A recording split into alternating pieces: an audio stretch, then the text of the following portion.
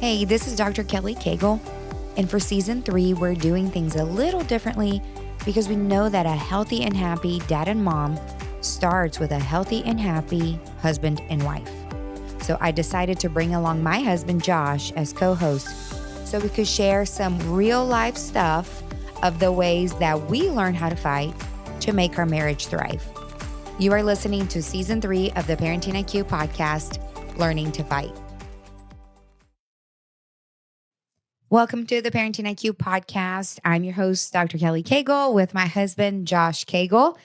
And today we want to talk a little bit about time and what we commit to, what we choose, and really that battle of fighting for what it is that you really want, right? Being picky about what you commit your time to. So, Josh, go ahead and unpack a little bit of your thought. I mean, obviously, whenever we think about time, I was one day, not too long ago at our office, I'd asked a group of guys to come together and we spent some time going over some things that were really important to me. And the topic of this, I was sharing with them, I said, guys, what is the most valuable thing that you have, that we all have? And obviously I shared it was time.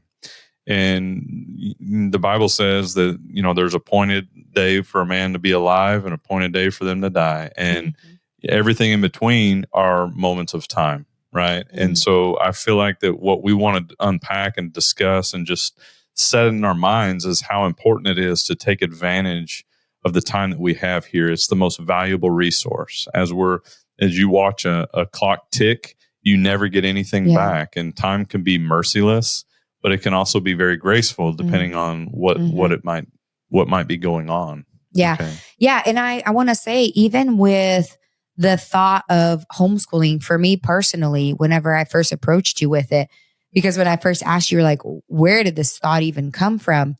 And I was reading a book. In fact, it's right over here on the shelf behind me. And it's called The Things That Matter by Joshua Becker. And or What Truly Matters, whatever, it's something like that. But anyways, what it spoke to me in that book was, I am going to, in this really busy season of life that we're walking through with our oldest son playing soccer about an hour away from our home, time, as you mentioned, I felt like was the most important thing in my life for this year, for the 2023-2024 academic school year, with our kids. Yeah. And really juggling all of this. And when I was reading that book, I don't know if you guys are familiar with him. Josh has heard me talk a lot about him, but he's a minimalist. And so he really speaks on the thought of, you get to choose what goes into your home. You choose what, as far as even what clutter is inside your home, let it be meaningful. But even beyond that, I took that into, what about my time? Mm-hmm. What is going to be the commuting that we're doing right now takes up a lot of time. So what can I remove within my 24 hours that I get each day that I can prioritize that are really important? Right. And I think whenever you're discussing that, a couple things that come up is, one, the power of our choices. So we do not sometimes really break it down and identify the things that we're choosing. Okay, when we choose to go to bed on time, what are we saying? That we're prioritizing rest as a value. When we choose to go and work out, what are we saying? We're putting time into that operation of health. Whenever we choose to go to work, whenever we choose not to go to work, whenever we choose a vacation, whatever all these things are, we're choosing these things. And that's where I feel like, as you were saying, you use the word busy. A lot of times I'll listen for that word. And many times you'll hear people talk about how busy they are. And really and truthfully, what we all can say, we're busy. We all can say that we got a lot going on, because I think in our culture that we live in, that is some sort of there's always a constant, right? Whether you are just sitting on the couch, what can you be doing? You can get on your phone and you can be looking through all kinds of stuff and keeping your mind going. So our minds are constant. So our minds make us think that we're so busy and that we got all these things to go on. But really and truthfully, I think when you're looking at life 30,000 feet up, we want to make sure that we look at our lives the end game. Yeah. Right? Whenever we get to the end of our path, the end of our road, what have we lived in this life? Yeah. With the time we've been spent? What choices have we made? And that's where we're here to encourage making powerful, good decisions with our time. And even with that, it's funny because now when I go catch up with some friends, you know, they are probably expecting to hear that I'm super overwhelmed because now I have the kids with me 24/7 and we're doing all of the things and whatever it is that we have on our plate. But what I actually tell them is outside of like a few little hiccups that we're working through with like the kids wanting to, you know, hang out with friends or whatever, this is a really healthy season for us because even though, is it busy? Yeah. But when is it not busy? Like you said, you know, but I think I catch my friends off guard whenever I tell them, no, it's actually been really great because we are deciding, like I have no other deadline that I'm meeting outside of the ones that we are setting ourselves. And then I had even a friend tell me this past week, I went out to eat with a group of them. And one of them was like, you just can stop talking now before I envy you too much. And I decide to quit the school we're going to because it's the reality. We have so many deadlines and people telling us where to go, what to be, what to do, and, you know, pulling for our attention and filling our plates and with good things. You know, sometimes they're very good things, but other times there are things that sneak in there. You've always said this whenever somebody asks, you know, how's it going? Oh, I've been so busy. For probably like the last 17 years, I've heard you talk about that term and how but are you really like, what are you busy with? Yeah, break it down. And I think whenever we all come to the end of our life, our lives will be broken down for us, whether we like it or not. And I can't tell you that I've got all mine together. There's a lot of moments where I wish I I felt like I had the time to go work out. That's not something that I have broken down real actively into my life and tried to plug in time for that. You know, I choose other things. Again, going back to that power of choice with the time. But we all have 24 hours. Nobody has this extra time of 48 hours in one day. You know, we all are given the same amount of time. And sometimes when we're looking at that, you can be very successful or not successful with that we're given. The use of that. Right. And so those healthy routines, you're using the word conditioned. A lot of it is that we do get conditioned. We get into these just ruts or not even recognizing, hey, we're just doing certain things. We're just watching this TV show all the time. We're just kind of going with the flow. And a lot of times what we need to fall back on is those moments when we all hear about the annual or New Year's resolutions. Really what we're saying is, hey, we're not happy with these conditioning decisions that we've made throughout the year. We need to revolutionize our time. Yeah. Right. And so that's why these are such a healthy thing. And then you hear everybody make fun of them because nobody really holds on to their New Year's resolution because we get back into that conditioning of unhealthy habits. All of us, not just speaking to you as listeners. We're talking about these things even in our lives. Even when we were prepping for this today, we were sitting here and talking about some of these things that we sit down and talk about on the podcast. And we think, wow, we need to have a practical, like taking the things that we're talking about and also apply them to us. For example, with time, I think that very often we do allow little things to sneak in there. They were like, for example, right now it's football season. And as even our oldest son, Levi, and you guys really love watching football. And there's nothing wrong, but there are certain games that you don't have to watch. Right. You don't have to stay up and watch them. The TV doesn't have to stay on for you to know the end game. Why? Because if it's not a team that you really care for, which you have a few that we follow. Well, yeah. I mean, even the Cowboys this past weekend, I got to go to bed early because they couldn't hang with the 49ers. Okay, but that was your choice to turn it off. Yeah. You know, I think that so often. Come on, Cowboys. Go Cowboys. But I think that even knowing that, man, there's no way they're coming back from this. Why keep watching this when my sleep, because it was a night game last week, you know, and just, I think and here's our next point. No, saying no can really be healthy a lot of A times. benefit. Yeah. You don't always have to say yes to every invitation, to every party, to every commitment, all of the things. Your answer, automatic answer doesn't always have to be yes. Hmm. I think you do a very good job with that, honestly, because for me, I can say yes to too many things. Even at work, you'll hear in our pre-con departments and stuff, when you're asked to do things, they're asking for help, this, that, and the other, and we know that those are moments that aren't really beneficial in the now, and so you'll try to say no, but then they kind of beg you into stuff, and you end up going back with a yes, and then before you know it, you can commit to too many things, Yeah. and then you're not doing one thing very well. And so the power of no is very, very, very strong. And I think if we can practice that well, we can give reasons behind our no because we're wanting to give a good yes to something. Yeah. Right? Again, prioritizing our time with our no is a huge, huge deal. Yeah. And I think it even goes back to what I was talking about a little earlier about our choice to homeschool this year. We don't know if we're going to keep doing this, that's for this year. That is what we have.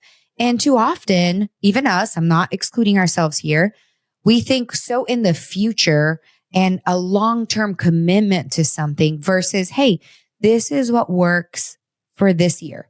This is what really makes sense right now for us.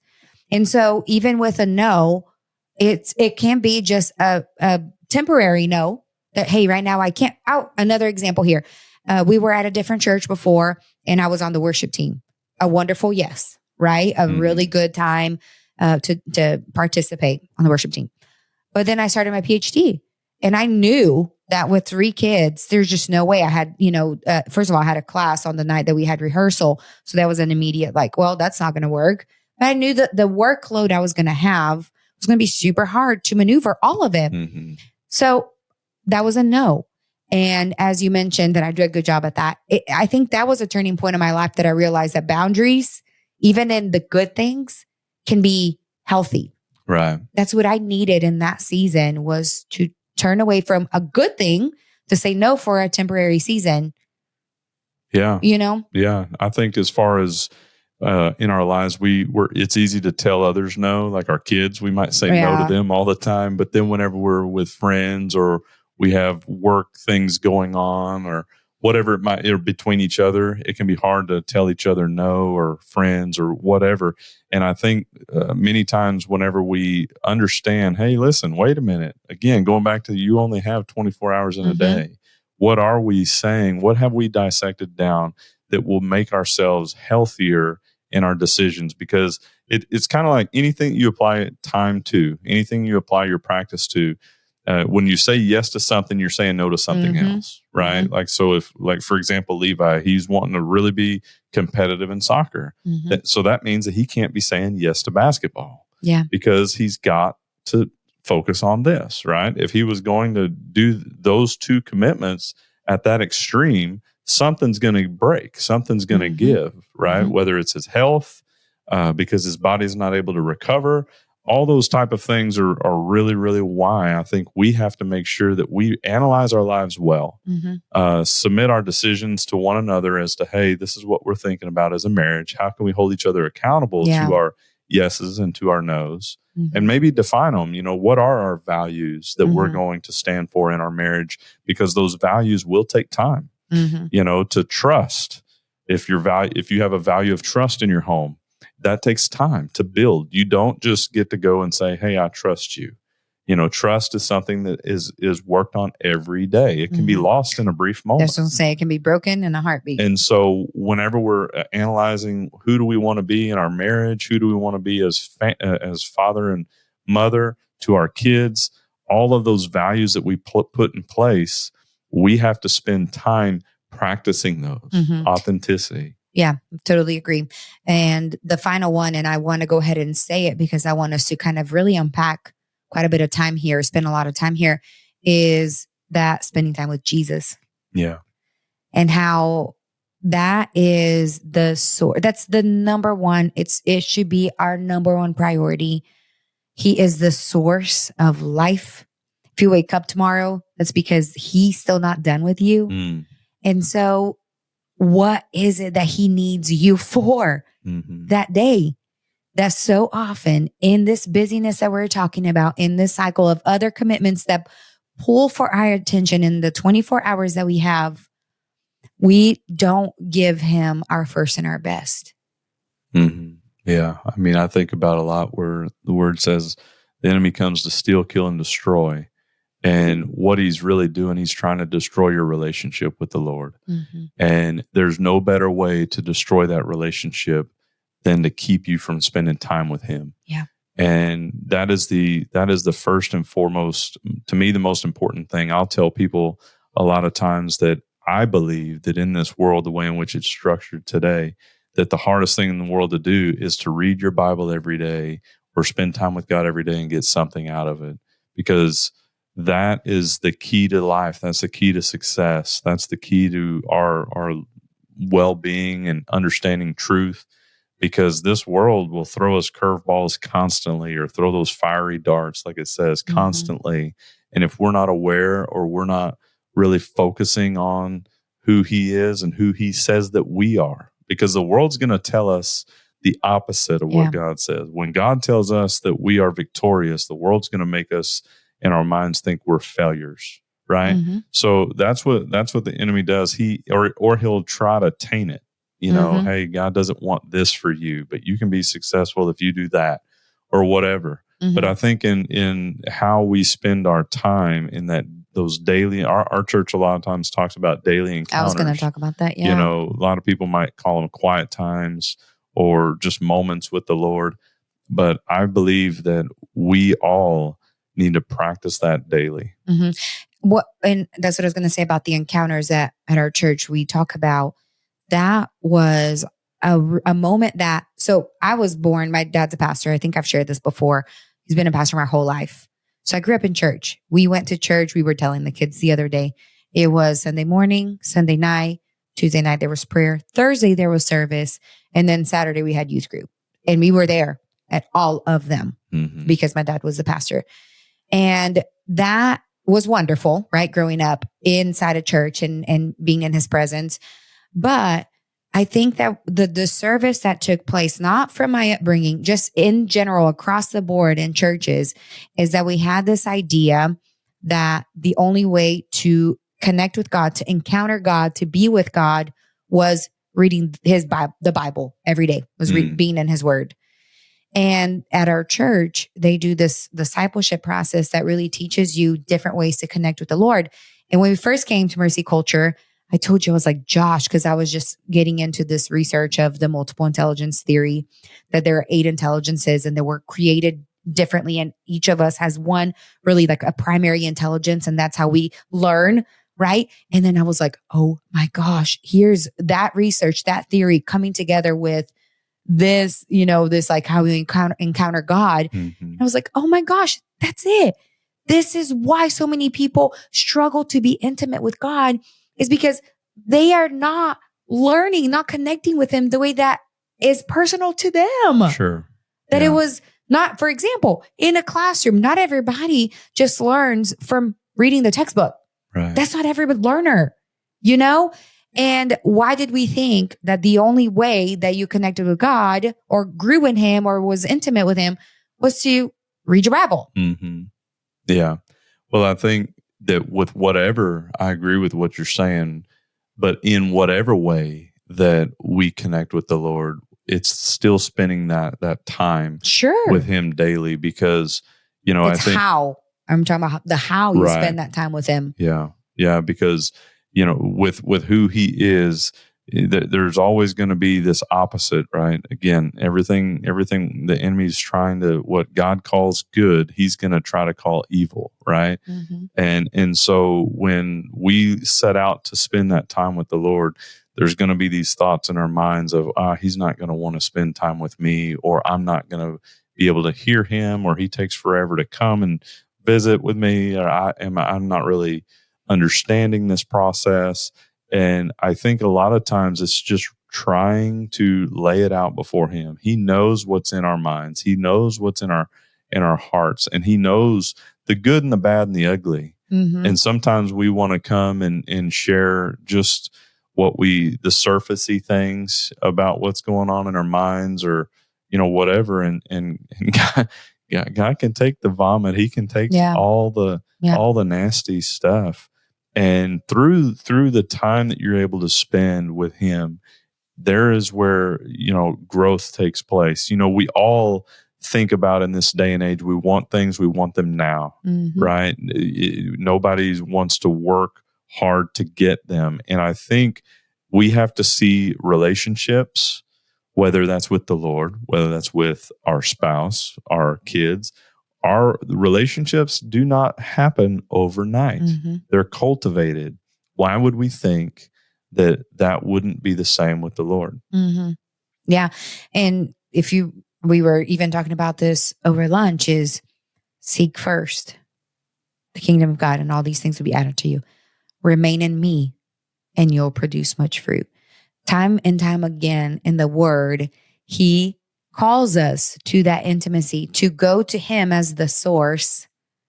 If he wasn't always ready and available to pour into us, then that wouldn't be the case. Like we wouldn't read those promises over and over again. Well, I think whenever we go to him in those moments, when we have a real healthy relationship with the Lord, what are we doing? It's the same with our kids. If our kids only come to us in time of need, hey, I want this, I want this, I want this, I want this, I want this, I want this. That's what they're doing, right? They're, but yet if we're not spending time with each other, then they don't get to know you, and you don't really get to know them. You're just a filler of their desire, right? Yeah. And it's the same thing with the Lord. If we're just going to the Lord saying, God, I need this, I need this, I need this, I need this, I need this, then that is not what a relationship is really all about. Okay, so I didn't ask you if we could do this, and it's okay. You can just say you don't feel comfortable doing this. I don't feel comfortable. Okay. But could you share a little bit about what you do in your quiet time each morning as far as the Lord's Prayer? Oh, yeah. I mean, I wouldn't say it's like every morning, but a majority of the mornings. Yeah. What happens is God has everything's in his word, and it's there for a reason. And so I think about where the disciples, they were watching Jesus and how he was living life, as well as how he was carrying out his relationship with the Father on earth, right? And so they came to him and they said, Lord, will you teach us how to pray? And we all, or I say we all, a lot of people know the Lord's Prayer. Well, sometimes whenever you get used to things, you just do them out of a routine, not really out of the heart. And, the Lord's Prayer being, our Father in heaven, hallowed be your name, your kingdom come, your will be done on earth as it is in heaven. Give us this day our daily bread. Forgive us of our sins as we forgive those who trespass against us. And lead us not into temptation, but deliver us from evil. Yours is the kingdom, the glory, and the power forever and ever. Amen, right? That's the Lord's Prayer. Well, a lot of times when we know those things, we can repeat it. Oh, I know the Lord's Prayer, whatever. But break it down. What are we doing? We're taking God's prayer that he taught the disciples, and we're going to walk it out in a practical way. So our Father, to pause. What does Father mean to you? Maybe Father means something that is not good. Yeah. Who knows? What would you want it to look like? What would you see a Father? And allow God to show that to you, right? But breaking down the Lord's Prayer is so powerful, but starting with something like that. And then it says, hallowed be your name, which means basically we praise your name. I'm putting you in your place, that you're seated on high, right? Your kingdom come. What are we doing? We're saying that we want to operate. We're wanting to see. We're wanting to understand his principles, his values. When we say your kingdom come, we're saying, God, we want your values. You're a God of truth. You're a God of honor. You are a God of love. You are a God of deliverance. Those are his values, right? And so when we're connecting, when we're speaking about his prayer, we're calling those things out, right? Your will be done, which basically means, God, I'm going to believe that you're going to make decisions. I don't have to make all the decisions. You're making decisions. That is what we're agreeing, is that he is active. He's alive. The world makes us think he's invisible, that he's slow, that he's not going to answer, he's not going to show up. But when it says your will be done, it is us recognizing that he is an active God, right? And then whenever we keep moving forward, we can just keep going give us this day our daily bread is the recognizing of maybe it's our job, it's our provisions. It's what can we be thankful for, that maybe God's doing things that we don't deserve in our lives, but or maybe we just need to be thankful for the house that he's given us, for the food on the table, for our relationships. Whenever we think about our daily bread, it's our needs, before him. But what have we done? We first have seen all the things. We're calling on him for all other things, and then we're coming to him with our needs. It's not just, hey, God, I need this daily bread. Yep. Okay, peace out, right? Yep. That's kind of in the middle of his prayer. And he hadn't forgotten our needs. He says, come to me with those, but then he says, and will you forgive me of my sin? As I forgive others who sin against me, and in that, what is he doing? He's wanting to heal us, restore us. He's given us our needs. He's saying, okay, now you have these things, but don't forget, that you're called to live a holy life with these things that he gives us, right? God wants to bless us. And sometimes we struggle with that. But if he's wanting to give us our needs, but then he's saying forgive or ask for forgiveness and forgive those, what is he saying? He's wanting us to live a holy life before him, a life of humility, understanding that we're not perfect and that neither is someone else. And so as you walk through that prayer, I would encourage each one person to pause and ponder on the item that prayer is going over, and just let the Lord reveal those things to you. And every day something might be new to that, but spending the time there is a massive, massive priority. And I'm going to add now that I gave you the little carrot that our church, teaches us different ways to connect with God. And yours is meditation. Your primary way to connect with God is through meditation. And so you studying the Bible, just like what you said right now, you pondered on the Lord's Prayer, and you have incorporated that into your life in a way of that you meditate in that, and you journal. And so you really meditate on his goodness and his provision and his sovereignty in your life. And my primary way to connect with God is through nature. And this is totally different than yours. I do not, a lot of times I don't even have my Bible with me. I sit, the boys make fun of me all the time because I'm always like, guys, look at the sunset. It's so beautiful, but literally if I'm just in his nature and his creation outside, then like my heart is so filled up, and I just like take these deep breaths and I'm like cleansed, Wow. And so just so different from yours. There's nothing like one may think that's so like not deep at all, like what you just shared about that connection of the Lord's Prayer, but just thinking that my God that chose me, that created me, that I serve, that who wants a relationship with me, created all of these things, every cloud in the sky, every little butterfly that flies by. And sometimes I stop and I just stare at like a leaf, and I watch what the wind is doing and like how it's moving things. And I watch the birds and I watch the animals. And, when you really stop and think about those things, and again, that's my God that did all that. And that's how I recharge. That's how I'm refreshed. That's how I connect with him. And when I become overwhelmed in the office with thoughts or the kids, whatever, we're homeschooled, whatever it is, a lot of times I'll just stop and go outside. And that's my recognition of right now. And I need to do this more, because I was just telling you this, that I need to pause when that becomes a burden in my life, whatever thing is, and go into his presence outside. Just open the door, especially now that the weather's nice, and step outside and just be like, okay, God, reaching my breaking point. Mhm. But you know me, and right here, I see all your goodness, and you're so big, and you're so sovereign, and you're so good.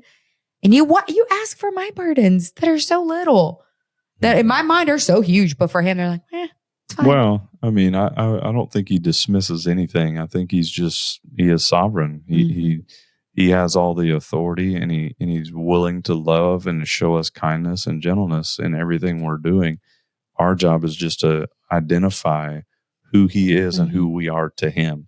And then that's where faith is. What are we doing in faith? We're agreeing with what God's saying about himself and also about us. Because the enemy's going to not want us to understand or hear that. But when we think about this series of learning how to fight and what does it look like to live life in a marriage with seeking the Lord and in time, a lot of moments you might hear where a couple had been married for 40, maybe 50 years or something like that, and we're baffled sometimes about, wow, that is forever, and there's no telling what they had seen. But I think many times whenever you look in or you talk to them, it is so much about intentionality. Yeah.